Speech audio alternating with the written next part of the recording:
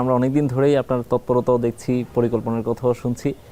একটা অংশ নেটিজেনদের একটা অংশ বলে থাকে যে আপনি যতটুকু ক্রীড়া মন্ত্রী তার চেয়ে বেশি ক্রিকেট মন্ত্রী। ক্রিকেট নিয়ে আপনি প্রচুর কথা বলেন, ক্রিকেটে আপনি অনেক বেশি যান, ক্রিকেট নিয়ে অনেক বেশি দেখভাল করেন বা এরকম একটা কথা না, আছে। বিষয়টা আসলে এরকম না।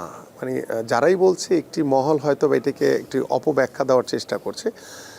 আমি যখন মানে আমাদের নির্বাচনের আগে বা আমাদের ক্রিকেট বোর্ডের যখন নির্বাচনটি হয়েছিল এবং সেই নির্বাচনের আগে কিন্তু আমি দেখেছি যে নির্বাচনটিকে কিভাবে প্রশ্নবিদ্ধ করা হয়েছে, কিভাবে সরকারের পক্ষ থেকে সরাসরি হস্তক্ষেপ করা হয়েছে।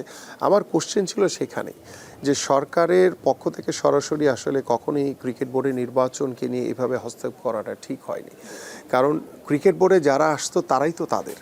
এখন ভবিষ্যতে যখন আবার ক্রিকেট বোর্ডে নির্বাচন হবে সেখানে যদি আমি সরাসরি হস্তক্ষেপ করি সেটা আমার জন্য সম্মুখীন হবে না, সেটি আমি সেটা চাই না কখনো। আমি চাই যারা ক্রিকেট বোর্ডের জন্য ভালো কিছু করবে, যারা নির্বাচন করতে চায় তাদের ভিতর থেকে যারা আসবে তারাই তো আমাদের। সো সেইভাবে আমি চিন্তা করি যে যেখানে যেটাই বলুক না কেন আমার ক্রিকেট যাতে ক্ষতিগ্রস্ত না হয়, আমরা যাতে এখানে ক্রিকেটের মাঠে যাতে খেলাটা রেগুলার থাকে সেটা আমি চাই।